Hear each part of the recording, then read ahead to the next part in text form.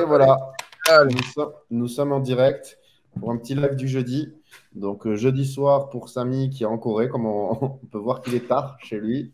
Et avec Jean Brasse qui est notre invité. Donc, moi, je suis particulièrement heureux parce que j'ai face à moi deux jeunes loups de l'écosystème, tous les deux plus jeunes que moi et probablement plus calés aussi. Donc, pour moi, c'est un honneur. Si. C'est un Non, non, honneur de non. vous avoir parmi vous. Et donc, toi, Jean. Je t'appelle Jean parce que par rapport au pseudo, je sais que ton prénom est différent, mais Jean, Ouais, c'est. ouais, ouais. Je m'appelle Jean.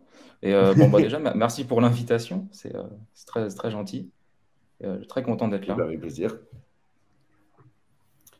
On était curieux par rapport à ta vie, ton parcours. Je veux dire, comment tu en es arrivé Et avec les cryptos, ce que tu fais. ouais, Voilà. bah, en faisant un petit récapitulatif, je suis arrivé dans les cryptos en 2015-2016 avec le jeu vidéo. Ah ouais, ok. Et puis c'est parti de là. À partir de là, moi j'ai tout de suite adoré le concept de Bitcoin, de décentralisation, euh, que personne ne peut arrêter en fait le Bitcoin et de bloquer ton wallet. Euh, et puis j'ai passé 2015-2016, j'ai connu le run du coup de 2017. À l'époque, j'étais pas investisseur, mais je passais des heures tous les jours. Je rentrais de cours et tous les jours, je passais 3 à 4 heures à lire du white paper. J'en ai bouffé des centaines, peut-être même des milliers. Et puis arrive 2017-2018, je suis ça d'assez loin. Euh, avec les cours, je me suis un peu éloigné. Et puis arrive 2019 où je retombe dedans à fond. Et puis 2020, comme beaucoup, le Covid, le déclic où je me dis, bon, Ouais. bah, jusqu'à présent, je faisais une petite recherche dans mon coin, je kiffais ça tout seul. Maintenant, peut-être en discuter avec d'autres personnes. Et puis arrive le début où je commence un peu à discuter avec les gens. Alors au début chez Cryptomatrix, puis un peu chez Journal du Coin, un peu chez d'autres. Puis je suivais pas mal la gouvernance depuis 2018-2019 avec au début Maker, Synthetix, tous les premiers protocoles, DeFi. Et puis est arrivé le moment où j'ai commencé vraiment à m'impliquer dans l'écosystème, à faire des proposals. Certains peut-être connaîtront la fameuse proposal de Jarvis que j'avais faite il y a 8-9 mois pour une poule euro qui est assez connue. Et puis après, je rencontre pas mal de monde de l'écosystème, Manu Red Peas, Didi Moon, que je peux citer. Et puis on a lancé une liste d'airdrop, on est en août, ça va faire 11 mois.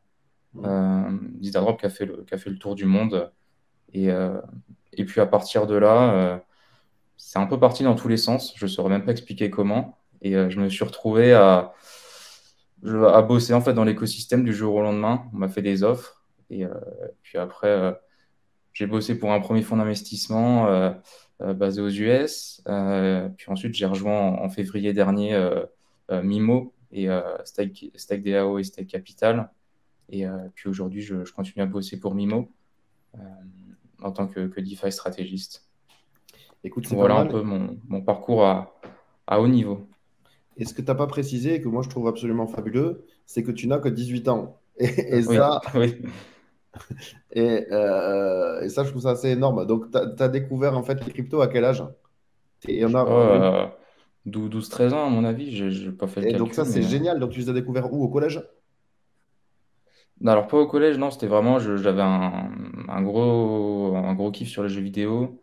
Et je crois que c'était en jouant, peut-être en jouant à CS, je crois que c'était en jouant à CS.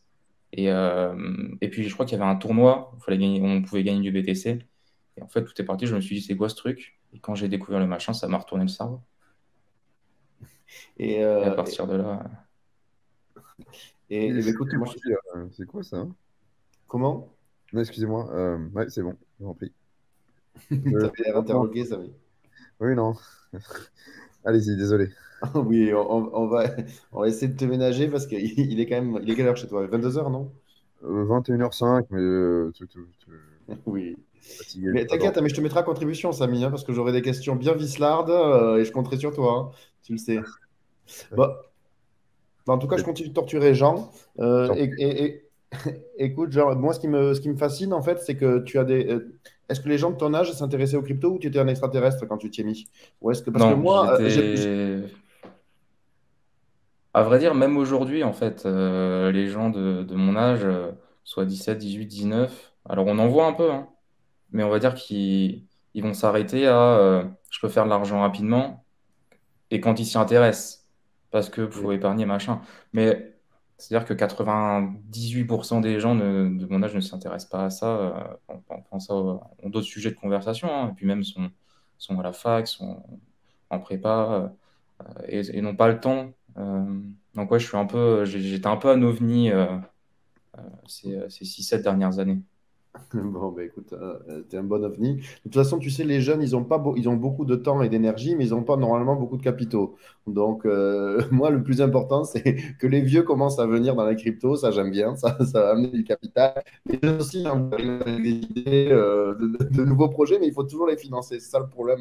Donc, les jeunes ont toujours besoin d'argent. Mais écoute, c'est très bien. Et bien, moi, j'avais un petit focus. Donc là, ben, t'es quand même. Est-ce que tu es développeur, au fait? Ou Non, pas? non, non, pas Ok. du tout. Alors, je sais lire le code à haut niveau, un peu de Python, un peu de Solidity, mais je ne saurais pas décrire une ligne de code.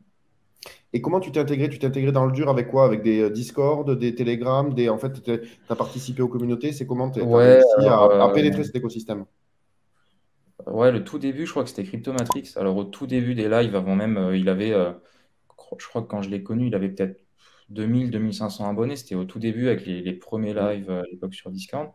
Et puis, j'étais assez timide et petit à petit, quand je me suis senti prêt à discuter avec la communauté, à me dire, je vais pas dire des conneries aux gens, j'ai commencé à m'intéresser. Donc, ça a commencé par Cryptomatrix et après, j'ai été voir un peu ce qui se faisait directement dans les protocoles. Donc, principalement Jarvis à l'époque, Jarvis Ouais. Network. Et puis après, j'ai rejoint des petits groupes privés à droite à gauche avec des gens qui sont aujourd'hui des amis. Et puis tout est parti de là, en fait. Et après, ça a Ok, fait mais son petit super. bout de chemin. Ok, mais c'est super. Alors moi, j'avais dans les sujets du moment, j'avais comme tu es au cœur de la défi, Samy aussi. Bon, un petit point, ça c'est entendu, mais c'est un petit point sur le merge, hein. Vous le sentez comment, Ethereum? Vous sentez le marché là? Comment vous le sentez? Je le sens Co- pas. co- comment ça, tu le sens Non. pas, toi? Je pense qu'on va continuer de creuser. Qu'est-ce que Mais tu c'est pas grave. racontes? Mais c'est pas Qu'est-ce grave. qui, qu'est-ce qui... C'est pas Ah, grave, mais mais c'est pas cool. faut... Pourquoi tu sens ça? Attends, tu viens de sortir des Après, enfers là, je vois. Tu- non, mais c'est au bout d'un moment. Je veux pas, après, je peux me planter. Hein, c'est pas une prescription. Ah, Mais mais... ah non, mais parce que vas-y. bear market, il a duré que dalle. Là, ça, c'est pas le bottom. Hein. Et Donc puis ça, la c'est pas un macro, bear market, hein. oui, déjà, c'est pas un bear market. Et la macro, elle a jamais été aussi puante. Tu as plein de black swan potentiels. Il y a pas mal de répercussions de cette inflation qui n'ont pas encore été, on va dire, factored in, qui ne sont pas encore produites. Moi, je pense qu'on va encore continuer de creuser. Mais après, je reste toujours bullish mid-term, long-term. Mais là, je pense qu'on peut aller plus loin. Voilà. Mon Sur- sens, c'est pas le bottom. Ok. Tant pis pour moi Euh, si je me trompe, c'est pas grave. Mais j'espère que tu te plantes, hein, mais t'as le droit de penser ça et t'as À peut-être raison, l'inverse hein. m'arrange, hein, l'inverse m'arrange aussi. Hein. J'ai des trucs stakés, vestés ou autres, mais je ne sens pas. Voilà. Et toi, Jean? Non, moi, je suis pareil. Pour moi, pour moi, on est sur un dead cat monde, là. On est en train de remonter. Bien J'ai sûr. acheté, j'ai acheté le bottom local. J'ai revendu à x2. J'ai pas cherché à comprendre, en fait. Là, pour moi, on va retourner gratter au moins 880. Oh, BTC ah, 17 500. Ah, les chiffres. ah, et alors ça, Non, j'aime. mais il faut Ça, donner on des aime. chiffres. Il faut donner des chiffres, bien sûr, bien sûr. Et alors, après, tu sais que ça n'a pas d'importance s'ils sont vrais ou s'ils sont faux. S'ils sont faux, on va tous se marrer. S'ils sont vrais, on va être admiratifs. Enfin, Mais dans les deux cas, on est content. Donc, c'est très bien. Donc, toi, tu as un petit battre le bottom parce que le bottom, il est aux alentours de 900, on est d'accord, sur Ether. ouais, ça Peut-être un dépend poil en ça dessous. dépend des exchanges. Peut-être un poil en dessous, mais par là. Et on va aller plus bas pour vous. Vous pensez qu'on va Alors, revoir plus les terres à 1000 bas. dollars? On va revoir les Ah terres à 1000 oui, dollars un jour. ah oui, ça c'est Moi, certain. je pense, oui. Tous les deux, vous pensez ça? Mm. Ouais. Bah écoute, je suis mi-figue, mi-raisin face à ça, mais alors et attends, bah alors donc on va et le merge, on en a rien à faire en fait. Je veux dire le fait que la supply, tout ça là, c'est un détail par rapport à la macro quoi. Le marché est décorrélé des fondamentaux. Donc, à partir de ce moment-là, je vois pas. Peut-être que ça montera, mais ce sera sur un court laps de temps, quoi. La macro est Alors tellement mauvaise. la Chine avec Taïwan, plus les US, on a le Kosovo et la Serbie, on a l'Ukraine qui est toujours là en fond au cas où pour nous rappeler qu'il y a toujours une guerre à droite à gauche, plus l'inflation rajouté à ça, L'énergie. oui, plus Euh, l'énergie, l'énergie va être. L'hiver va être frais, hein. Donc, l'air va Après, être frais. c'est tant mieux si on se plante, en fait. Ça arrange tout le monde et je l'espère. Voilà. Mais sinon, mon sentiment, tu sais, il faut penser, je pense, de manière un peu probabiliste. Pour moi, tu es plutôt sur 85% de chances que ça continue de creuser et 15% de chances que ça stagne ou ça reparte à la hausse. et vous trouvez pas que, par exemple, bon, moi je prends un focus Ether parce que en ce moment, ce que j'aimerais accumuler, c'est l'Ether. Donc, quelque part, je n'ai pas acheté d'Ether à 1000 $ et j'en suis vraiment contrit. Donc, j'aimerais bien, s'il refait un petit tour par là, ça me dérange qu'à moitié. Donc, je suis d'accord. Mais vous trouvez pas qu'il y a des rachats quand même massifs? Parce que chaque fois qu'il baisse, la dernière fois, il est baissé à 1300, il a été racheté très, très massivement, très rapidement. Bon, après, je suis absolument pas expert des marchés, je ne sais pas ce qu'il faut en court terme, mais moi, je suis bêtement enthousiaste hein, vis-à-vis d'Ether.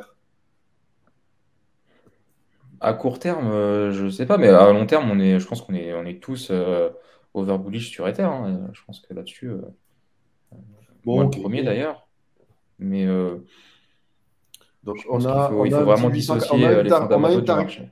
on a une target à 880. Alors non, on en avait Ah, parlé lundi. Non, c'est quand? C'était lundi ou mardi? C'était oui, mardi. mardi, C'était autour d'une mardi, bière, on en là, et de avait beaucoup de parlé. bière d'ailleurs. Oui, après beaucoup de bière. Non, on en avait parlé, et en fait, quand j'ai acheté mon Ether, je ne l'ai pas acheté en regardant le prix de l'Ether, je l'ai acheté en regardant le prix du BTC. Oui, ça c'est vrai. Ouais. C'est tout con. Il y a une trendline qui tient depuis, alors je sais plus si c'est 2011 ou 2012. C'est une trendline qui a touché, qui est le bottom de 2011-2012, qui a retopé en 2018. Et en fait, quand le BTC était à 17,5, c'était cette trendline. Je me suis dit, jamais ça va casser une trendline qui a 10 ou 11 ans. Parce que sinon, là, je revends tout direct. Genre, on va aux enfers. Et à partir de ce moment-là, j'ai fait le constat, j'ai pris le risque et c'était le bottom parfait. 7500, vous irez voir sur TradingView. Et En donc, weekly, en daily. C'est exactement, c'était chirurgical. J'ai acheté à ce moment-là et parfait. bon, ben, j'ai envie de te féliciter, mais qu'est-ce Ouais, mais qu'est-ce qu'on fait après? après, tout dépend de ce que tu veux faire. Mais non, mais tu continues. Mais non, mais là, ce que je veux dire, c'est que tu continues de suivre. Donc, on va dire le canari dans la mine, c'est Bitcoin. Donc, tu continues de suivre le comportement de Bitcoin. Et qu'est-ce qu'il nous Hmm. raconte là? Il nous raconte des trucs, Bitcoin? Bon, il raconte rien là, hein. Ah. Là, on est plus ou moins sur un top local, ça stagne. J'ai même pas regardé Mais, le marché aujourd'hui. mais parce que tu nous as lâché un chiffre sur Ether, mais sur Bitcoin, tu le verrais où? On peut Le retourner à potentiel. 17,5, hein, je pense. Oh, mais c'est tendre. C'est rien du tout, ça. C'est plein de tendresse, hein. Ok. Et bah écoute, c'est sympa. Bon, moi, ma petite question sur le merge, on s'en fout, il va bien se passer, il va mal se passer, c'est un non-événement. Ça vous préoccupe, ça vous Alors, préoccupe c'est un pas? événement qui peut tous nous rendre riches. Ça, c'est ça qui est bien. Ah! Moi, j'attends de pied ferme un hard fork Ouais, et je serai très content que ça arrive. Et ouais. je me mettrai, enfin, s'il y a un hard fork, je me mettrai directement à vendre tout ce qui restait en proof of work parce que j'ai vu des tweets. Oui, Alors, je sais plus, je crois que c'est Marc qui avait tweeté, oui, qui avait fait un bon tweet là-dessus. En gros, à partir du moment les USDC, les USDT, les oracles Chainlink et tout, ils seront plus supportés Mm. sur ETH proof of work, le fork. Oui, Donc, à partir de oui, ce moment-là, c'est-à-dire que du jour au lendemain, vous dédoublez la supply du SDC, du SDT, de DAI, pour prendre les majeurs, sauf qu'ils ne oui. sont pas backés, puisqu'ils sont backés que par eux. Ils sont backés Mm. par du fiat. Donc à partir de ce moment-là, sachant que les Circle, les Tether et compagnie ne vont supporter que le post-merge, la version Oui, POS, à ce moment-là, juste vendez. Et le plus tôt possible. oui, mais ce qu'il Votre disait argent va aussi être Marc, dédoublé. non, mais ce qu'il disait, ouais, ouais, effectivement, c'est que le grand jeu, ça serait sur la fork en proof of work, ça serait de vendre justement quand tu as la Hmm. liquidité dans une paire stablecoin VS, on va dire Ether par exemple, là, Ether proof of work, hein. Le but, ça serait d'accumuler le plus d'Ether proof of work pour derrière espérer les revendre contre du vrai Bitcoin ou des vrais stablecoins sur un exchange, probablement un exchange shitty qui aura fait le Poloniex a pari. déjà annoncé qu'il supporterait Qui? s'il y en avait un. Poloniex. J'ai vu un Ah, tweet passer tout oh à l'heure. ben. à l'époque, c'était un excellent exchange, mais il est entré maintenant depuis un play dans la catégorie des exchanges shitty. Ok, ouais, bah, ils ont raison parce que ça va leur attirer des clients et tout. Après, historiquement, ça vaut combien un fork? Tu vois, je veux dire, ETC, BCH, hein, ça valait 5 à 10% maximum, ce qui est pas mal hein, comme airdrop. Hein. Ça fait un petit bonus de 5 à 10% sur le wallet. Toujours ça de gagne. Ok. Mais qui va acheter ça? Qui va acheter des Ethereum Proof of Work? Mais c'est Chandler ou l'autre Ah oui. zinzin là, sur Twitter là, qui nous file je sais pas, la version pauvre d'Ethereum, le fork, je sais pas. J'espère qu'il a les poches profondes parce il va y avoir pas mal de gens qui vont vendre. Mais effectivement, en cas de hard fork, en fait, finalement, c'est un bon événement pour ceux qui détiennent des Ethers proof of stake parce que ça leur donne juste un token supplémentaire qu'ils peuvent aller dumper méchamment. Moi, À j'avais vu condition. qu'apparemment, tu avais les fonds d'investissement qui achetaient des tonnes d'Ether actuellement pour maximiser en fait leur gain sur un potentiel airdrop. Et en même temps, ils ouvraient une position short. Comme ça, en cas de drop de l'Ether, en fait, ils ont sécurisé un point d'entrée. Et en gros, sur ce move-là, tu vois, ils achètent Oui. des Ethers sur un short et ils se gavent. Finalement, ils n'ont plus qu'à dumper les aides qui leur sont données en reward et ils peuvent vendre après, it doesn't matter. Donc, ça leur fait pas mal d'argent. Je pense pas que c'est un move à faire à la maison parce qu'il est déjà surjoué et doit avoir. Je sais pas à quoi ressemble le funding rate, je suis pas tout ça. Mais j'ai entendu parler de cette stratégie dans pas mal de groupes Telegram, des petits groupes. Et apparemment, il y avait des gens, des entités qui testaient ça. Moi, à titre personnel, par exemple, j'avais des ST-ETH et les ST-ETH, je les ai convertis en ETH tout court. Comme ça, parce que en fait, si tu as des ST-ETH, tu n'auras pas t'auras pas l'équivalent je veux dire, sur la proof of work, la hard fork, il n'y aura probablement pas d'équivalent. Enfin, en tout cas, on ne sait Bah, pas. tu auras le token, tout simplement, il aura zéro valeur. Ouais, voilà. Mais disons que si tu veux jouer le coup on va dire, du dump euh, de réplica sur la hard fork, il vaut mieux avoir des ETH et pas des ST-ETH. Et donc, j'ai revendu mes ST-ETH pour avoir des ETH en espérant, évidemment, que j'aurai le réplica voilà, que je pourrais dumper joyeusement, mais pourquoi pas sur Poloniex, avec plaisir. Et ok, bon, ça vous le jouez. Est-ce que vous voyez des délais? Ça avance bien? Vous le sentez bien? Ça va sortir quand même? Je pense Des que ça petits va être du trucs. report un petit peu. Je pense que c'est peut-être décembre, Ah, mais ça va être ce cette année, qui, je pense. ce qui pourrait nous faire un peu de FUD. Non, parce qu'on sait que ça va arriver, ça y est, hein. On va pas avoir 2 ans ou 3 ans comme à l'époque où il y avait les mises à jour, là, Istanbul, Byzantium. Enfin, je pense que ça y est, on est près du but et ça va aller, quoi. Après, s'il n'est pas 2022, c'est quand même c'est C'est pas infâme. grave non plus. Je pense que ce sera Ah, avant mars. Je pense que c'est pas terrible. On sait que ça va arriver. Ce qu'il nous faut, c'est surtout un meilleur contexte macro et que les gens puissent se projeter dans le futur, je pense, pour faire des affaires. Ce serait bien d'avoir une trêve entre l'Ukraine et la Russie, et éventuellement pas de conflit avec Taïwan et peut-être du quantitative easing, même si c'est pas ça qui va nous sauver. Je sais pas, que la situation se tasse un peu, qu'il y ait un peu plus d'enthousiasme, d'optimisme sur les marchés, et là tout ira bien. Et puis que le merge arrive en mars ou en novembre, je pense que c'est pas ça qui aura un impact critique sur le prix. Même si les implications du merge sont intéressantes. On divise l'inflation par je sais plus combien, par 10. Tu vas supprimer des vifs grâce à l'EIP 1559. Je pense même que ça va devenir déflationnaire. C'est super intéressant. Mais je pense que le truc le plus préoccupant, c'est c'est la le macro. contexte. Ce serait bien que ça s'améliore et regardless of the merge. Voilà quoi. Ok, donc ça La c'était roadmap positif. d'Ethereum, après, elle est super intéressante. Ce matin, je regardais Vitalik, là, on stage. Bon, c'est Voilà. la 15e fois qu'il fait ce keynote, mais qui est très intéressant, où il montrait un peu leur agenda pour améliorer Ethereum. Mais c'est vrai qu'Ethereum, dans 3 ans, en théorie, c'est juste impressionnant avec les Verkle trees, le statelessness. Enfin, ils ont un agenda qui est juste incroyable. Et je pense qu'une fois qu'on aura implémenté toutes ces innovations-là, Ethereum, putain, c'est fat. Je remets en question l'existence de pas mal de Layer 1. S'ils arrivent bien sûr à implémenter tout à temps sans faire de catastrophe, parce on n'est jamais à l'abri d'une faille critique ou d'un truc du style.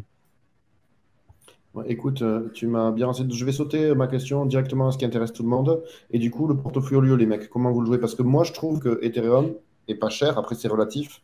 Mais par rapport au grand ensemble des choses, effectivement, je trouve qu'il y a une roadmap qui est incroyable. Et surtout, la proposition de valeur, en fait, la défi, moi, je trouve ça formidable.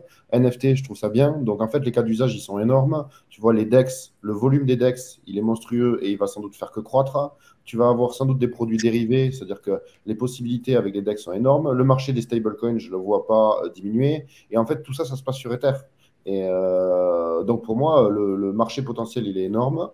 Et voilà, et un Ether, franchement, si l'Ether il redescend à 1000 balles, je ne sais pas s'il y aura beaucoup d'occasions de rentrer sur un tel écosystème à un prix aussi compétitif. Mais bon, voilà. Et donc, comment vous vous positionnez vos portfolios? Donc là, vous êtes en stablecoin, les faux frères? Hmm, J'en ai. On en a tous, je pense. J'en ai Ok. pas mal. Mais c'est normal, je suis pas. Non, non, Mais moi aussi, j'en ai, mais pas assez peut-être, hein. j'ai des tokens après qui sont stakés et puis il y a l'unbounding période et donc j'essaie d'en accumuler à travers, sur différents points en séparant de 2 mois, 3 mois, mais je garde quand même une bonne proportion qui est en stable. Parce que de toute façon, comme je t'ai dit, les tokens stakés sur différentes plateformes et des tokens qui sont vestés vu que j'investis en early sur pas mal de projets qui me plaisent bien. Donc, je veux juste que ça me donne une exposition sur plusieurs années en fait aux crypto-monnaies en règle générale. Hmm. Ou un peu. Ouais, de mon côté, là, je pense que faudrait que je regarde, mais je pense que la majorité, pareil, est vestée en seed sale actuellement. Euh, Après, non, pour revenir à ce que je disais tout à l'heure, je crois que non, j'ai quasiment tout revendu. Il me reste quelques tokens qui génèrent du cash. En ce moment, il doit me rester du CRV Ah, ok. qui bosse, ça bosse à 70%, un truc comme ça, sur StackDAO, là. Ouais. C'est cool, en C'est liquide. mignon quand même. J'ai un peu de FXS, je dois avoir quelques Ah, de Chi DAO loqués, j'ai un peu de Nimo loqué. Donc que des trucs ouais, qui bossent, qui génèrent du cash. ok. Et un peu d'Ether qui me reste. Et tout le reste, j'ai mis en stable et j'ai un DCA, là. Tu fais Mon du plus yield? gros DCA. Comment? DCA sur quoi? Avec quel actif que tu vises? Ah, bah, on va donner les noms alors. Ah oui. J'ai préparé. J'ai préparé. Non, alors mon plus gros, je dirais que là où je suis le plus bullish en ce moment, ça reste Happy Wine. Ah! Euh, Ah, mais ah! Ah! Oula. Moi, c'est pour Alors, rire. c'est pas que je n'aime pas le produit ni la team, je les adore, mais je me suis tellement fait saigner sur The Coin à la con que je ne demande que de le remonter. Mais ok, mais j'adore le produit, hein. Le produit, tu peux présenter le produit rapidement? Génial. Alors, rapidement, ouais, Happy Wine, c'est pas simple à expliquer, hein. C'est un marché de futurs sur le yield. C'est-à-dire que vous pouvez revendre, votre Ether génère 5% par an. Vous pouvez revendre vos 5% d'intérêt avant la date et Mais récupérer passons. votre cash, et pas la majorité. Donc, c'est un marché futur. Mais l'idée, ouais, voilà, c'est de revendre son ROI. Donc, c'est de transformer Hmm, un rendement variable en un rendement fixe. Et c'est c'est ça. des spéculateurs qui l'achètent. Et ceux qui ne veulent pas spéculer, ben, ils ont des actifs productifs. Hmm. Typiquement, il y a quoi comme actif productif? CRV, ça y est Il ou y pas? a, alors, qu'est-ce qu'il y a de mémoire? Il y a de l'Ether, il y a de l'IDO, qui on déploie sur Ethereum et Polygon. Donc, il y a Ether, il y a de l'USDC, il y a un peu d'USDT, il y a de l'euro, il y a de l'euro un petit peu. Je sais même plus ce qu'il y a, je vais aller voir. Oh, tu peux partager Happy ton écran Wine. si tu veux, je crois. Alors, ça va être compliqué. Vas-y, pas obligé. Alors, laisse-moi regarder. Tu as Tricrypto, tu as du dollar avec StakeDAO, tu as un peu de trucs sur Bifi, ouais, c'est ça majoritairement. Ouais, USDC, tu as du AV, AV du stake AV, pas le stake AV de Paladin, tu as un peu de PSP, un peu de Sushi, un peu de farm de Harvest, OHM, Ok, ok. Et un pourquoi tu peu es de tout. particulièrement bullish sur Upwine? Pourquoi? Je pense que le marché des futurs, et on commence à le voir à peine avec les GMX, GNS et, euh, et tous ces trucs-là, sur du trading plus classique, commence à peine à émerger aux yeux du grand public. Et je pense que le marché des futurs sur Yield est encore extrêmement sous-estimé. Euh, Actuellement, c'est majoritairement utilisé par du retail qui concrètement va aller farmer le token. Mais je pense que quand et s'ils réussissent, c'est pareil que je fais, qu'ils réussiront à attirer les instits, s'ils arrivent à attirer les instits qui, eux, cherchent des rendements plutôt plutôt fixes, hein, particulièrement en France, euh, ou des rendements connus à l'avance. Je fais ce pari que Happy Wine va réussir à l'avenir Ben écoute, je te à souhaite le faire Il ça. faut juste meilleur. de la liquidité, en fait. Là, il y a la Ouais. V2 qui a Ouais. juste de la liquidité. Et s'il y a de la liquidité, c'est un putain de protocole, c'est tout. Mm. C'est juste qu'aujourd'hui, tu viens avec 100 000 euros ou Tu peux pas. tu peux rien faire. Et c'est le Si tu problème, je avec plus de pense. 5 000 $, c'est compliqué, quoi. Ouais. Bon, ok, admettons. Moi, Donc, j'espère que. ouais, Happy Wine, du coup, je te disais, donc DCA sur 100 semaines, Ah ouais. 2 ans. Donc, en fait, j'arrive au début du prochain bull run. À chaque fois, moi, je mets sur 100 semaines. Là, on est pile au bon moment. Ok. DCA sur 100 semaines, quasiment 2 ans, qui a déjà commencé hein, depuis mai. Écoute, je sais pas si j'aime la cible, mais j'aime la méthode. Donc, c'est déjà pas mal. Donc ouais, ça, un peu forcément de CRV, je continue.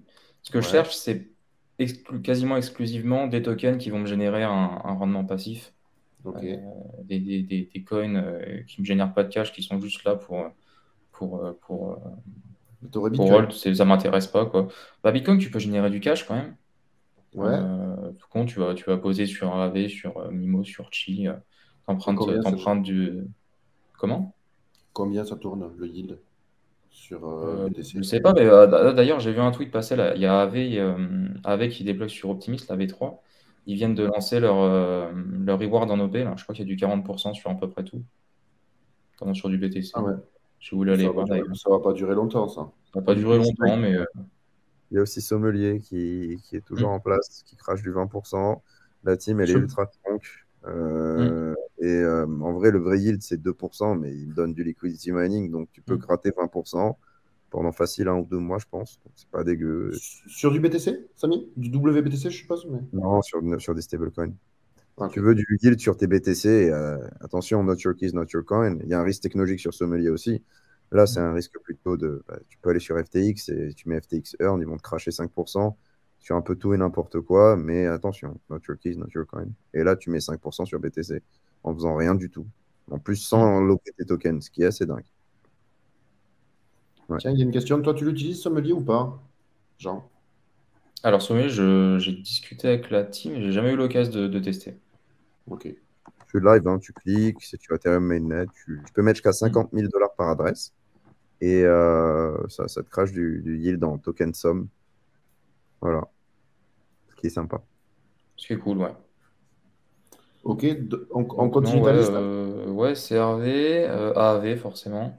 Ouais. Qu'est-ce que j'ai d'autre? Toujours la même méthode, toujours 100 semaines, DCA 100 semaines? Ouais.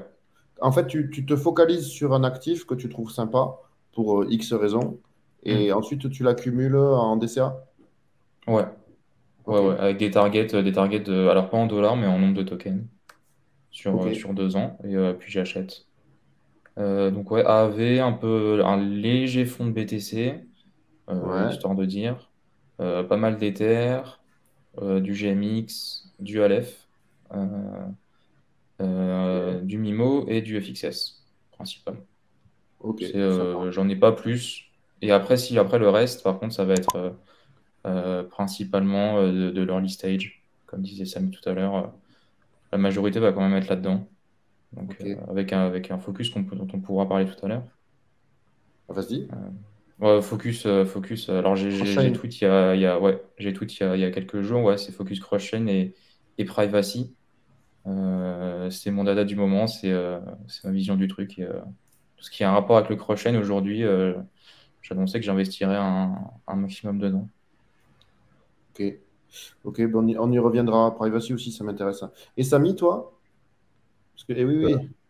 Donc, dans tes cibles, dans ce que je suppose qu'il y a de l'Ether, mais est-ce que alors, parce que, bon, évidemment, toi, tu as plusieurs activités, c'est-à-dire que tu vas peut-être essayer d'entrer en seed, ça, c'est une chose, mais là, sur ce qui ne serait pas en seed, ce qui serait sur le marché, tu viserais quoi? Tu vas pas rester en stablecoin toute ta vie. En ce moment, il n'y a que Ether qui est sexy, les protocoles qui crachent du cash type GMX. Uniswap, même si aujourd'hui on peut dire que c'est priced in, le fait que ça pourrait éventuellement être un token qui donne des dividendes, je trouve que c'est intéressant parce qu'ils print énormément de cash et peut-être qu'à terme ils mettront un jour en fait les caractéristiques de leurs jetons. AV, AV qui est irréprochable, c'est un protocole qui est profitable et qui est profitable sans faire de ponzinomique, de liquidity mining ou quoi que ce soit. Donc voilà pour les blue chips de la DeFi. Moi, j'aime pas Curve parce que ça dump trop par jour. La FDV est monstrueuse. Le produit est superbe, il est cross-chain, il n'a pas vraiment de concurrent sérieux, si ce n'est Platypus sur Avalanche ou des trucs un peu lunaires sur des écosystèmes dont personne n'a entendu parler ou peu communs. Ouais, voilà quoi, Ethereum. J'aime toujours un peu Cosmos et Osmosis, mais là, je commence à lever lever un peu le pied sur l'accumulation.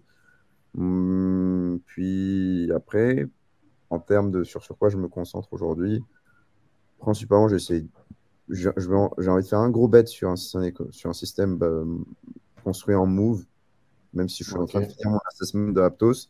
Je suis depuis maintenant le début de l'année, depuis l'annonce. Donc, j'essaye de voir ça. Il y a aussi l'Inera que je regarde.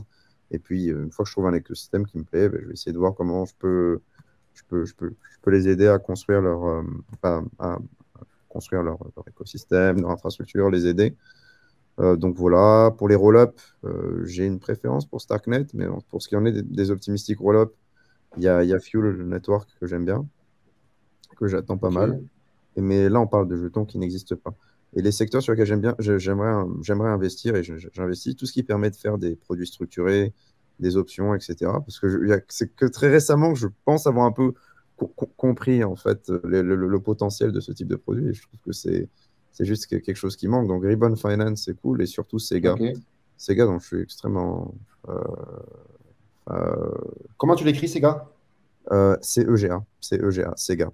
C'est vrai que tu m'en as parlé en plus. Mais et Ribbon, j'imagine que tu suis quand même et ça te pose pas de souci le fait que la performance réelle des volts soit négative depuis le début? Moi, je trouve le concept de Ribbon bon, mais je suis sur Sega pour le coup. Je donnais Ok. juste des exemples de. À terme, je pense que c'est quelque chose qui manque dans la DeFi. Et je sais que Sega est vraiment yield-bearing Hmm. de ouf, monstrueusement. Ça marche. Alors, il y a une partie qui est off-chain, bien sûr, mais c'est pas mal, Sega. Donc, je suis désolé, hein, c'est peut-être pas très clair ce que j'ai présenté, mais Ethereum, Bitcoin, quelques blue chips de la DeFi. Et après, sur les futures tendances, des layer 2 et pour ce qui en est du cross-chain et un truc qui embrasse un peu les deux fonctions. Ce qui en est du cross-chain et de la privacy, moi j'aime beaucoup Anoma. Anoma qui. Attends, j'essaie hop, de faire un petit partage sur Sega, je reviens. C'est ça le produit de Sega? Ouais, exactement. Alors attention, hein, il y a un risque. Le yield à 130% annuel, il faut bien regarder ce que ça signifie. Comme vous pouvez le voir, vous avez C'est un panier sexy, d'actifs. ça. Ouais, il y a marqué BTC, ETH and SOL. Et il y a quelque chose, Yeah. price drop protection. Donc en gros, Oh. on vous rémunère sur le risque que vous acceptez de prendre. Donc, il y a quelqu'un qui va parier contre vous. Bien sûr qu'on vous rémunère bien, mais n'oubliez pas que vous avez aussi une chance de perdre votre principal, une partie de votre principal, de ce que vous avez déposé dans le vault. Donc, vous devez loquer vos fonds pendant 30 jours, comme vous pouvez le voir dans Investment Duration. Donc, si vous mettez 100 000 euros, vous allez avoir en gros du 10 ou du 11% Ouais. par mois. Par mois. Ouais, Donc, si vous ouais. montez 100 000 euros, au bout de 30 jours, vous récupérez 11 000 euros. Mais attention, vous pouvez aussi perdre plus de la moitié de ce que vous avez si l'un des trois actifs dans le panier, c'est-à-dire Bitcoin, Ethereum ou Sol, perd 50% de sa valeur Merde. dans les 30 jours. Donc, si vous avez un Solana tombe de 40 à 20 dollars, là, vous allez vous faire ouvrir parce que votre price drop protection, voilà, vous allez vraiment vous faire ouvrir. C'est un produit où, en gros, on vous rémunère selon le risque que vous acceptez de prendre, mais il faut être extrêmement vigilant. Il n'y a rien de magique. Là, c'est le risque que vous acceptez de prendre. C'est un pari. Et ce que je pense que c'est nécessaire d'avoir des produits de ce type-là accessibles à tout le monde pour les gens qui veulent qui ont de fortes convictions et qui veulent quand même bénéficier d'un meilleur yield. Ok. Et bien, aujourd'hui, il y a ce genre d'instruments. Ils sont faciles d'accès, mais vous pouvez vous faire ouvrir. Et Ensuite, on avait Ribbon, on n'a pas parlé. Ouais. Alors ça, et ils n'ont pas eu un launch dégueulasse aussi? Il n'y a pas un. Harvest par leur VC sur leur programme de. Je ne sais plus, une Bah, chose du genre là. c'est la raison pour laquelle j'ai sorti la liste d'airdrop, hein, Qu'est-ce avec, qu'ils ont fait? Attends, ah racontez, bah, en racontez. fait, l'histoire, c'est qu'ils ont sorti leur protocole, ils ont laissé le protocole tourner 3 jours, et ils ont fait le Ouais. snapshot de l'airdrop. sachant que personne ne connaissait le protocole, en fait, il y a tous les Oui, VC qui ont farmé l'airdrop. oui. Et en fait, il y avait quasiment que des VC qui ont eu l'airdrop. Et Mais les ça, mecs s'en c'est sont le... rendus compte en août, je crois. Et la news est sortie fin août. Mais ça, c'est ce qu'on appelle un fair launch, non? Dans le jargon. C'est c'est pas ça, Oui. Ah, le fameux un fair parole. launch. Un fair launch, je croyais que c'était un post médium et derrière un fair launch. C'est-à-dire que tout le monde peut participer au airdrop si jamais il est au courant. Non? C'est pas Non, ça pas le trop. fair launch? Pas trop. Ben, moi, j'ai compris ça, tu vois. J'ai l'impression. Et sachant que les airdrops, l'avantage d'un airdrop, c'est que qui c'est qui connaît à l'avance les modalités d'un airdrop? Si ce n'est l'équipe. C'est quand même merveilleux, ça. Et derrière, on market ça avec Fair Launch. Et voilà. Et ça, c'est une grande pratique. Il y en a eu d'autres, hein. Il y a eu d'excellents produits qui ont fait des launches douteux, hein. Je crois que tu en connais un, genre. C'est- Non, mais c'est. Toi, t'avais pas aimé, je crois, bon, peu Bon. importe. Peu importe, mais je crois que c'était Paraswap, hein, pour ne citer que. Ils ont fait un launch, veut dire que c'est un grand classique des protocoles, en fait. Et le problème, c'est que qui sait qu'au courant ou pas, quand le launch va avoir lieu, les modalités, etc.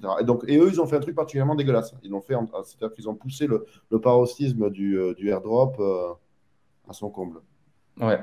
Ouais, mais en plus, le produit derrière est pas bon, en fait. Les... bah, jusqu'à la semaine dernière, je bossais chez Stake. Donc, j'ai analysé pendant plusieurs mois, on a suivi hein, ce qu'ils faisaient. Et en fait, en performance réelle, ils sont extrêmement mauvais. Ils perdent assez souvent. Alors, je sais pas, je sais même plus où on peut aller voir. Je crois qu'il faut que Ouais, tu je connais pas remontes. le produit, je sais pas. Tu partages. Start Earning, j'imagine.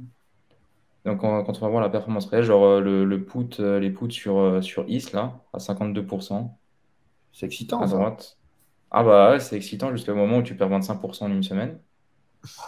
Ben oui. Et ce, sur deux Ouais, mais mois. c'est Donc, en ouais, mais fait, c'est un peu pareil. C'est-à-dire que, comment dire, c'est comme les clauses de perte de 50% sur celui qu'on vient de voir là à l'instant sur Sega, non? ouais, sauf que ne l'affiche pas. Ah, Vas-y, Ribbon, clique sur la Sega, strat, on va pouvoir voir. super clair. C'est super clair pour le coup. La team, elle est béton, l'expérience utilisateur, elle est bonne, mais n'oubliez pas, vous pouvez vous faire ouvrir et ça pardonne pas. Et il y a toujours un risque technique, hein. Le contrat, il peut se... ah Voilà. oui, c'est là, c'est Bah, ça, c'est ça. Ah, mais là, c'est ric-rac et tac. Je veux dire, là, c'est la... Voilà. Mais on repart, regarde, ça repart. Ils reconstruisent après un petit ah oui, accident de oui. parcours. Ça, c'est les accidents de vie, ça arrive. Ouais, Faut, je faut vois pas, pourquoi fait ça comme ça. faut pas s'arrêter à ça. Un accident de vie, ça arrive. Mais ouais, ouais, ok. Mais après, si on va sur StakeDAO, je sais qu'ils ont un produit qui était similaire que j'avais utilisé d'ailleurs Hmm. pendant un moment, je pense sur Avalanche, les options. Et ça a bien marché, mais pareil, je suis parti parce qu'en fait, tu as toujours le risque d'avoir une semaine ou deux qui sont catastrophiques, Ouais. hein. Et Ah, c'est ce ça, qui je s'est pense. passé, hein. Et là, tout le monde a perdu, hein. Pour être transparent, StakeDAO a aussi perdu la même semaine que Ribbon. Ah voilà, eh ben, écoute, j'ai l'honneur d'être parti avant, donc ça, j'en suis pas mécontent. Mais je pense que c'est inhérent au marché des options, c'est-à-dire que sur le long terme, si vous êtes bon, vous gagnez de l'argent, mais il y a forcément des semaines perdantes qui Hmm. vont abîmer la moyenne. Ok, et c'était quoi le troisième? Donc, tu avais dit Ribbon, Sega, Samy, et tu avais fini sur un autre que j'ai pas eu le temps dans les produits dérivés, là où tu continuais. Tu te souviens ou Ouais, pas? j'ai déjà oublié, moi. Je sais plus, tu étais parti sur un truc. Je sais plus. Bon, peu importe, hein, voilà. J'ai plus en tête non plus. Ben, écoutez, alors moi, je partage cet GMX. avis. Alors, c'est pas GMX dont tu avais parlé, mais bon, après, je suis fan de GMX. Moi, mon maître à penser en ce moment, c'est justement Arthur Hayes, l'ancien CEO de BitMEX. Et en fait, il a un discours qui est proche de ce que vous dites. En fait, disons que ceux qui regardent, c'est des apps de défi ben, qui ont du volume, qui génèrent des rendements. Et par contre, il fait un truc qui est très classique en finance, c'est qu'il fait un price to earning. Et donc, effectivement, il essaye de regarder en fait quel est le rendement généré en fonction de la capitalisation du protocole. Et dans la crypto, en fait, il y a des protocoles qui ont un très gros rendement avec une market capitalisation relative assez réduite. Alors, c'est pour ça que lui, il écarte un petit peu, je veux dire, curve de ses investissements, bien que le protocole soit très bon. Après, je ne sais pas si dans les rendements, il compte le bribering. qui est tout l'intérêt de, Bah, je ne pense pas qu'ils de prennent en Curve. compte tout ce qui est Et ouais. voting power et le prix qu'on peut lui donner derrière, ou même le boost, hein. Le boost aujourd'hui a un prix aussi Et, sur Curve. S'il prend que les revenus bruts, effectivement, Curve est aujourd'hui. Je me demande quand même s'il y a 1$, 1,40$, je crois qu'il est à peu près à ce prix-là. Il est toujours surévalué. Il faudrait regarder. Je pense que c'est ça. Et alors, il y avait. C'était Floater. Attends, je crois que c'est Floaters. Il y a Mina que j'aime bien, même si en fait, Mina, il est pas loin de son prix de la private et de la publique, c'est 25 centimes. J'ai oublié de le dire, mais je vous partage juste mon sentiment là-dessus. Mina, c'est pas mal, c'est de la bonne tech, même si le block time il est affreux sur cette blockchain et il n'y a toujours pas de smart contract, de snaps dessus. Là, ils sont en train de faire un testnet incentivé avec incitation qui démarre ce mois-ci pour les applications à base de Snark. La team est bonne et en fait, on n'est pas trop loin du public sale price. Ils ont fait une grosse levée où ils ont vendu des tokens discountés beaucoup plus chers. Et je pense que il peut toujours aller plus bas si le marché continue de bleed, mais il a un upside intéressant à terme. Une fois que les roll-ups vont être un peu plus, on va dire, populaires, qu'il y aura plus de ZK roll-up, de Validity roll-up et tout, je pense qu'il y aura une saison éventuellement dans un an où tout ce qui aura ZK en fait dans ses specs va exploser. Et Mina a un upside intéressant parce qu'il est beaucoup moins valorisé que d'autres systèmes à base de ZK et la concurrence de Mina, type Aleo, HQ, etc. Aleo, pardon, ils ont levé avec des FDV à plusieurs milliards, alors que leur système n'est même pas encore en production. Donc, je suis assez curieux de voir ce que va donner le lancement de Berkeley, comme ils l'appellent, le testnet. Puis voilà. Voilà, Mina. Ben, écoute, quelle est la valeur de Mina, c'est quoi? Maintenant, c'est 300 millions, je pense. Je ne veux pas dire de bêtises. Peut-être 500 millions, 400 millions. Par rapport à Optimism à 9 milliards FDV. Même si les deux choses ne se comparent pas. Je trouve que c'est un layer 1 avec des specs intéressants. C'est les premiers à avoir mis de la récursion en production. Là, en fait, les light clients, tu peux vérifier, broadcaster une transaction. Tu peux vraiment être participant dans la blockchain avec ton mobile et bootstrapper, être à jour en quelques minutes, ce qui est super intéressant. Mais en pratique, Après, est-ce que ouais, tu il y a peux quelqu'un faire qui fait remarquer que sur Mina, tu vois, tu vas avoir un lock à venir avec 3 Arrow Capital les unlocks comme sont holder. bullish? Non, surtout en bear market, ça peut très mal se passer. Mais ça Euh, revient, attends, alors ça fait écho, la remarque dans les, tu vois, comme quoi il y a 3 Arrow Capital qui est hodler de Mina et que donc ils vont être obligés de les dump à market pour rembourser leurs investisseurs dès qu'ils y auront accès. En tout cas, ils sont plus propriétaires maintenant de leur coin en seed, hein, je pense pas, hein, ils doivent être en procédure de défaut ou des choses comme ça. Et donc ça peut être d'excellents en fait opportunités. Et c'était tout le propos de cet article. Moi, je veux remettre en avant. En fait, il est incroyable. Déjà, il faut regarder le timing. Il a été fait le 17 juin. Si vous regardez le 17 juin et les coins qu'ils recommandent, c'est vraiment le bas de marché du moment. En tout cas, peut-être qu'il y en aura un plus bas, mais ils sont incroyables. Et en fait, l'idée, c'était qu'il y avait des gens qui allaient être forcés par le marché de liquider des positions de qualité. Et Mina, ça peut tout à fait faire écho à ce que tu dis, c'est-à-dire qu'ils ont des bacs de Mina, c'est un bon protocole, ils vont devoir s'en séparer. Et s'il faut, ça va être tragique pour eux parce que c'est typiquement le genre de protocole qui aurait pu les renflouer, mais comme ils sont endettés, ils sont obligés de les vendre. Et donc, ça peut être effectivement une bonne acquisition. Et moi, je voulais rebondir sur ce qu'il disait ce Arthur Ice parce que ça rapproche de ce que vous dites. Donc, lui, il vise effectivement des protocoles qui génèrent du revenu. Il cherche des segments qu'il trouve cohérents. Dans les segments qu'il trouve cohérents, il y a les DEX.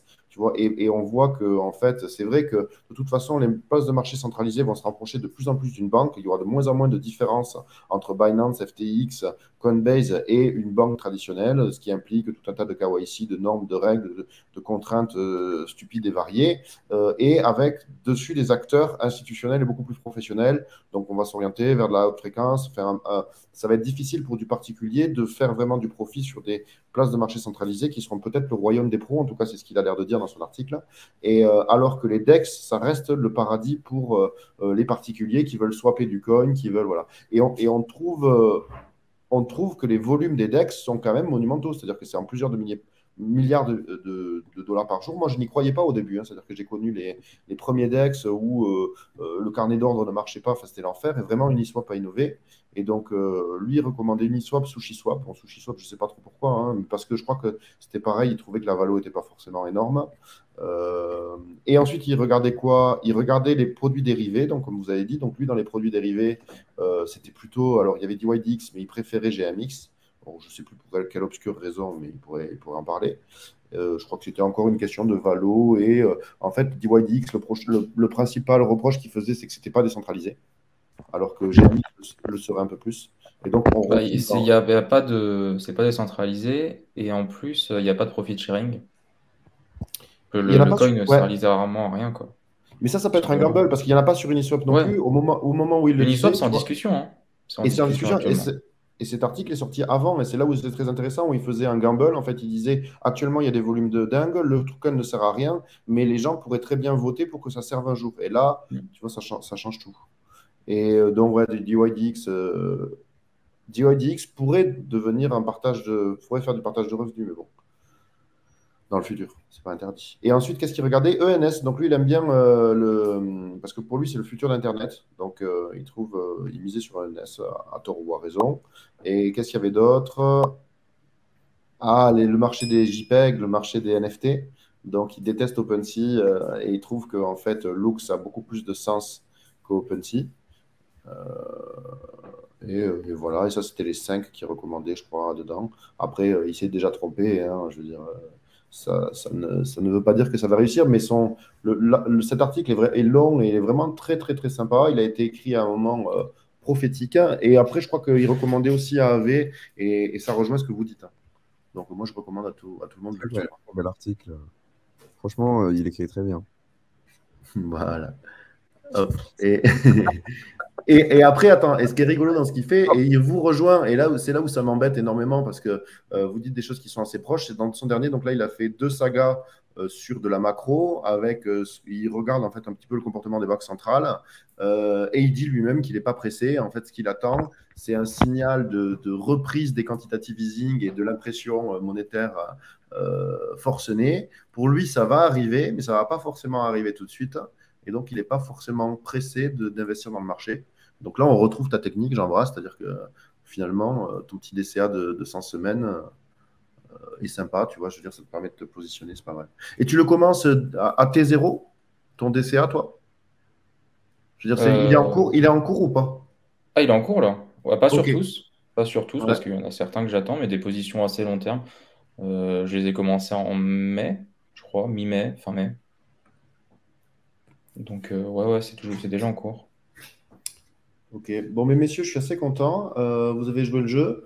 Un petit passage sur les NFT, parce que j'ai vu que c'était dans ton profil. Toi qui en... Si, si, Samy, je sais que toi aussi, tu vas dans ces terres, dans ces terres marécageuses de Je fais temps de en la temps. En merde. plus, là, tu es en Corée. Là, je sens que tu vas tenter les artistes coréens. Là, il y en a qui sont en train de monter ou pas? Est-ce que tu as des petites, tu vois, des trucs sur le marché asiatique qu'on ne connaît pas encore ici? C'est ma copine qui traite ces conneries. Moi, j'arrive pas. Je sais pas Eh du ben, tout. mais elle a peut-être des insights. Elle a peut-être des insights. Je fais pas de gros moves en ce moment sur les NFT. Il y a quelques collections qui me plaisent, des NFT qui ont une utilité, que j'aime bien. Mais il n'y a rien qui me vient à l'esprit là quand j'y pense. Je vais regarder sur OpenSea qu'est-ce que j'ai assez récemment. Non, non. Et Il y rien, a des rien Goblin que tu, Town, rien, ouais. rien que tu puisses dire en public. C'est trop shitty. Ça va mal se finir. Bon, tu fais des petits gambles. Tu vas faire des petits gambles plus ou moins heureux. J'achète des NFT avec des trucs que j'aime bien, quoi. Il y a un truc qui s'appelle Zero Knowledge Podcast. Ils ont lancé des NFT il y a quelques semaines. J'en ai acheté quelques-uns parce que j'adore la chaîne et je me dis que plus tard, ça offrira peut-être des features qui sont intéressantes. Mais j'achète pas de collection ou autre sur Solana ou sur Ethereum comme celles qui ont été assez tendance en ce moment. Tu as eu Goblin Town, j'ai loupé tout ça. Voilà. Ok. Euh, Et toi, Jean? Parce que c'est dans ta description Twitter, hein, Euh, donc tu as marqué NFT maximaliste. Tu vas quand ouais, même. ouais. Mais en fait, j'ai dû faire un focus DeFi et j'ai quelques NFT. Je crois que le dernier que j'ai acheté, c'était pour Put Together, c'était les poulies là, pour se tenir. Ok. Mais je crois qu'à part ça. les Saoudis. Comment? Et les Saoudis, là, l'Arabie Saoudite, tu l'as pas vu? Les Non, cyberpunks j'ai de. pas vu. Putain, t'es sur Twitter ou quoi? J'embrasse. Vas-y, partage-nous ta science, Samy. Oh, ben, je vous montre. Mais ils ont fait un vacarme sur les réseaux sociaux. Mais je suis J'ai sûr que vous même pas l'avez vu. vu, hein. Non, non, mais c'est sûr, les gars. Ça s'appelle The Saudis. Mais j'en ai pas acheté. C'est sûrement un gros. Voilà. Ça, là. Et Ouh ben là là. voilà. Et ouais. Et pourquoi tu nous parles de ça, Samy? Pourquoi tu nous imposes? Parce que c'était une des plus. C'est C'était un une truc des. tendance? Ouais, ouais, moi, j'ai pas fait. Ouais. Bon, ben voilà, ça s'est cassé la gueule. Très bien. C'était à 0. C'était à 0,8 Ether, c'est monté à 1 et quelques, et là c'est tombé à 0,3. De toute façon, vous voyez la couleur, hein, c'est de la daube. Mais ça fait beaucoup de. Attends, si, par contre, il y a un truc qui est sympa, c'est qu'avec le merge, est-ce qu'on va avoir l'équivalent en fait de l'Ether, tu vois, et son Ether Proof of Work, mais tu vois, sur des collections de. Par exemple, moi j'adore Pascal Boyard, qui est sur Ethereum. Est-ce que je vais avoir un petit Pascal Boyard NFT sur l'autre chaîne que je pourrais aller dumper comme un faux frère? Ah, bah, Tu toute la vois? question est là, hein. C'est- je crois que c'est. J'avais vu un débat passer, mais j'ai pas. Je sais pas. Mais ça va être marrant à regarder, je pense. Parce qu'à mon avis, il y a des créateurs qui vont dire, moi, je préfère que ma collection soit sur Proof of Work. Du coup, il y en a qui vont tout vendre sur POS, d'autres à l'inverse. Ça peut être marrant à suivre. Et donc, ça peut être une NFT season, là, tu vois, tu t'achètes des collections pour qu'elles se dédoublent. Voilà. Non, on s'en fout. Mais Oh, Pascal Boyard, je crois franchement, qu'en fait, le file il est stocké sur IPFS. Ils ont fait un remint de Pascal Boyard il y a 9 mois, avec le Ouais. nouveau front-end pour la chapelle et tout. Très beau travail d'ailleurs. Et en fait, la donnée elle-même, l'image, elle est sur IPFS et tu as juste le NFT, mais pas l'asset visuel tu as un contrat quoi, qui est sur la blockchain Ethereum. Et donc, tu vas l'avoir deux fois, mais ça va pointer vers le même fichier qui me semble est stocké sur IPFS. Je dis peut-être de la merde, mais c'est ça que m'avait raconté Pascal. Et, Ok. parce que stocker l'image du NFT on-chain, ça coûte trop cher. Sur un truc comme Ethereum, ce serait. Oui. Ouais. Mais c'est pour ça qu'il y a des collections qui sont quasiment 100% on-chain et d'autres qui sont hybrides, comme celle de Pascal Boyard. Euh, c'est notre ami, je ne sais plus comment il s'appelle, mais tu vois. Il y a des défenseurs de ces NFT absolument incorruptibles. Ce qui serait, Ouais. ouais, ok. Il y a les CryptoPunks quoi, qui sont géniaux dans cette. Voilà. Type-là où tu peux reconstruire en fait l'image juste parce que chaque point correspond à un mélange de couleurs et donc as juste un algorithme, tu lis une suite de données, il me semble, et tu peux recréer l'image. Et hmm. donc tu peux pour peu cher stocker le rendu final quoi, de cette façon-là et le recréer en toutes conditions. De moi, j'ai deux focus sur les NFT, par exemple. Bon, j'ai ce Pascal Boyard, c'est-à-dire que j'essaye de temps en temps d'acheter l'artiste. Donc, on prie pour qu'il perce. Soit il faut qu'il fasse quelque chose de grandiose, soit il a déjà commencé d'ailleurs, donc c'est bien. Et je trouve qu'il a un niveau, il est ancien, c'est pas opportuniste, enfin, c'est Et très normal. fort. Et après, on lui souhaite pas une fin tragique, mais ça participe en général à la valorisation de l'œuvre. Donc, il a encore un peu de temps pour produire, mais après, il peut partir sur du rock'n'roll, c'est toujours très bien. Et après, moi, il y a les marques, hein, tu vois, parce que je veux dire, mais le problème, c'est que pour l'instant, ils s'y prennent très mal. Mais je trouve que voilà, hein, l'ennemi du NFT, de l'art, c'est l'oubli. Donc, une marque, c'est pérenne dans le temps. S'il y avait une marque emblématique qui faisait une belle première édition, ce serait pas mal à T'as collectionner. Tiffany, là, t'as Tiffany qui lance 50 NFT à 30 Ethereum chacun. Ouais, bah, il faut posséder un CryptoPunk. Enfin, je veux dire, c'est quand même c'est compliqué, hein. Ouais.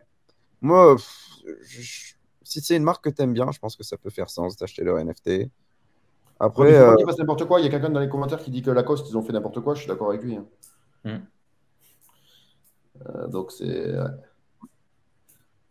je sais pas, moi, les métavers, les NFT, tout ça. Le problème des métavers, c'est aussi le souci de la scarcity, c'est que tu peux en faire 40 000 différents et en faire à l'infini. Donc, certes, ceux qui ont une vraie communauté derrière et tout, ben, leur parcelle peut peut-être s'apprécier, mais ils peuvent en imprimer à l'infini. C'est pas...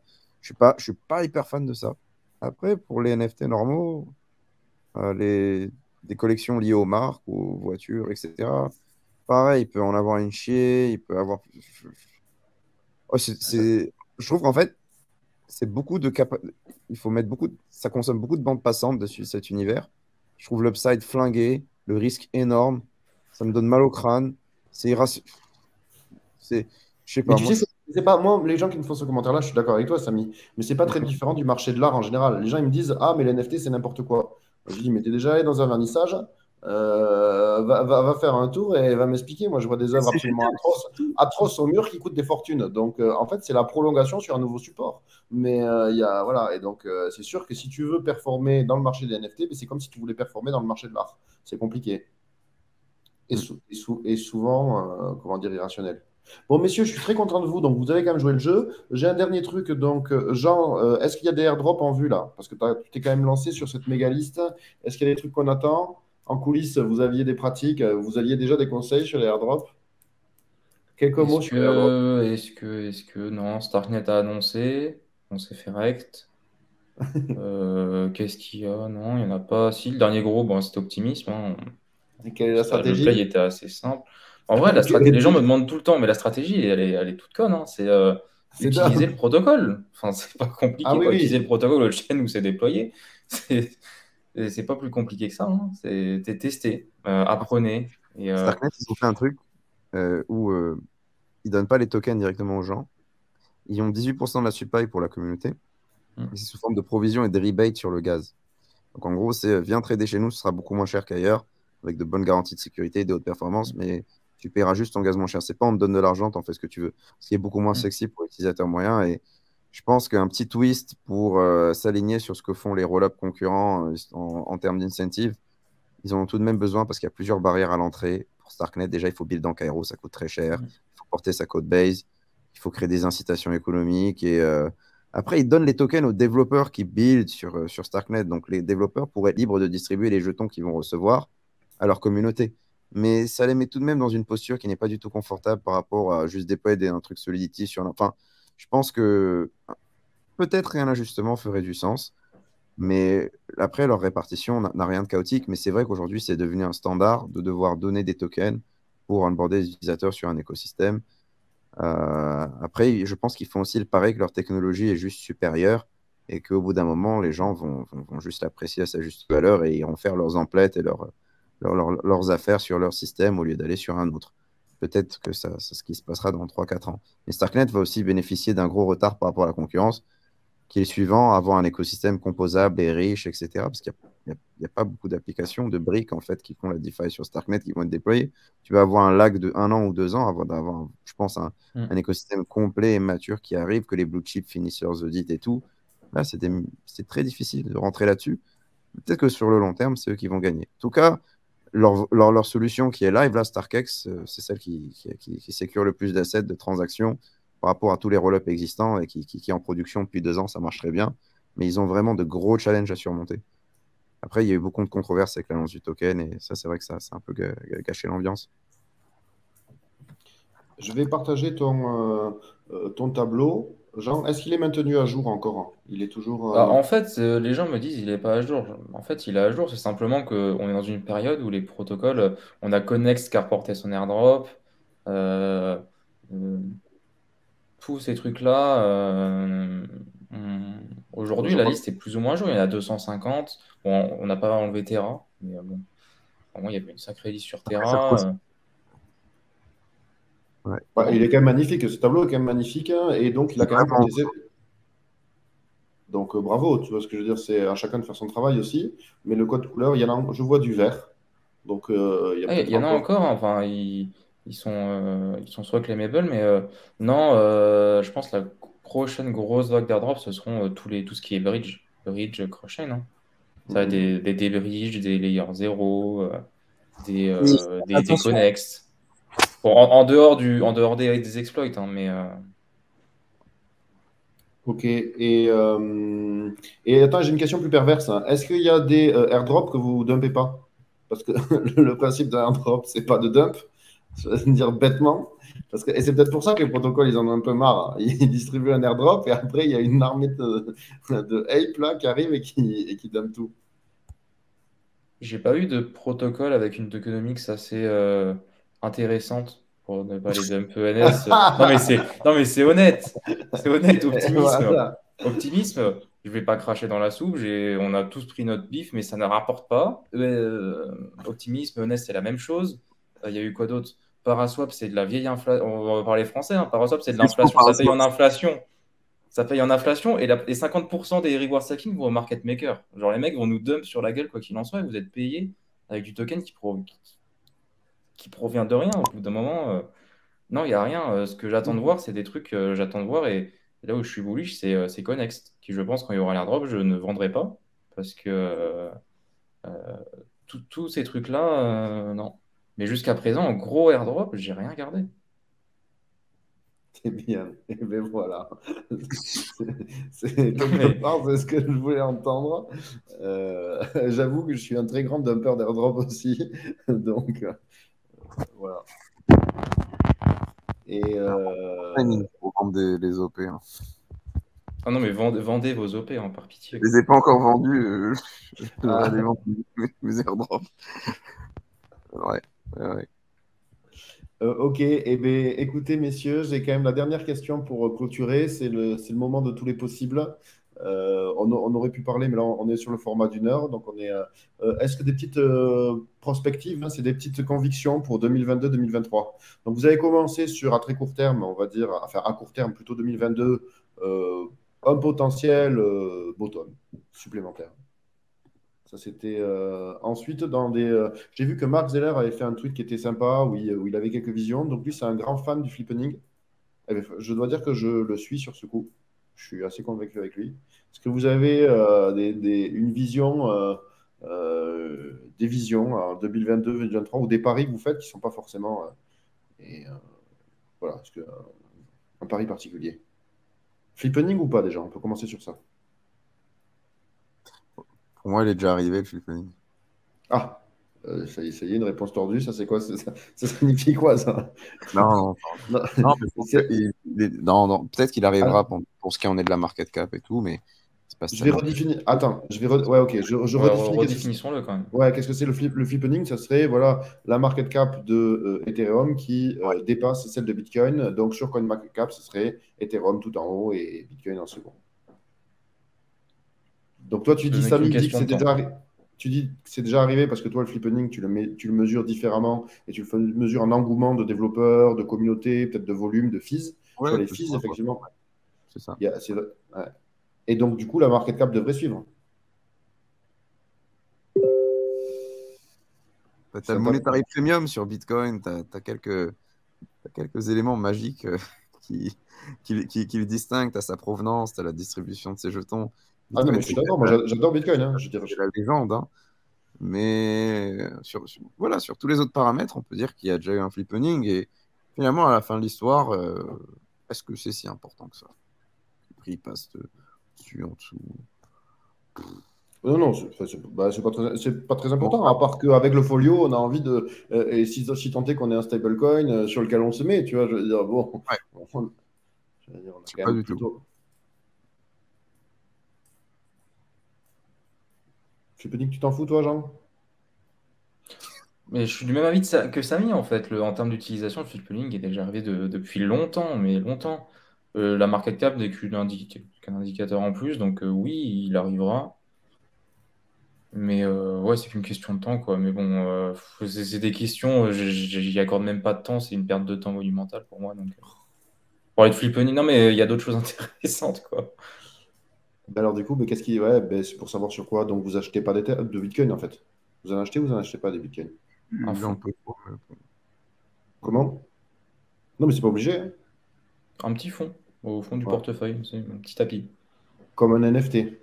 Ouais, c'est ça. C'est le. Ok. Histoire de dire.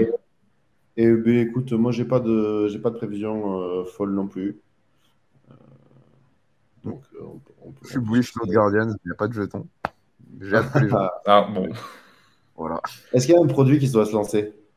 Hmm. Il y a un launch. Ouais, dans un peu moins de 2 mois, le mois prochain.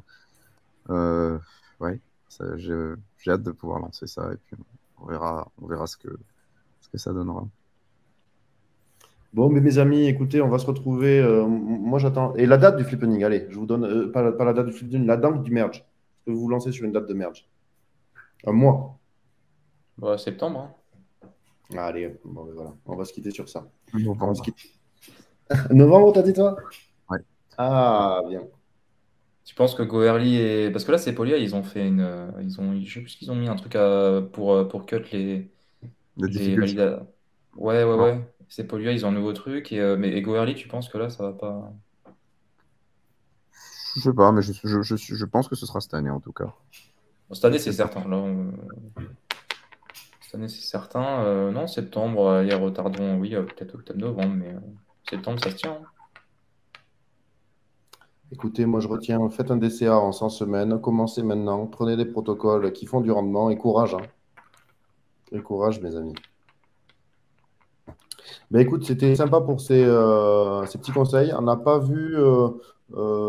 fait de focus Mimo Capital. Donc, peut-être quelques Ouais. mots Et sur oui, Mimo. non, Mimo qui est mon main project du moment. Qu'est-ce qu'on peut en dire? Nouvelle tokenomics qui arrive, c'est en cours. Je m'excuse auprès de toutes les personnes que j'ai déçues lundi en ne sortant pas ce fameux document, alors que j'avais écouté. Ah non, mais Que il est en je cours. m'excuse d'avance, c'est en Soon, cours. soon, Non, soon. c'est vraiment soon, c'est soon, soon. Et non, après, très simplement, pour ceux qui connaissent pas Mimo, on provide un stablecoin euro décentralisé et multi-chain. Donc, ouais, il y a des belles choses qui arrivent. On réfléchit à du cross-chain, nouvelles tokenomics, de nouvelles features. Un truc assez intéressant, c'est sympa.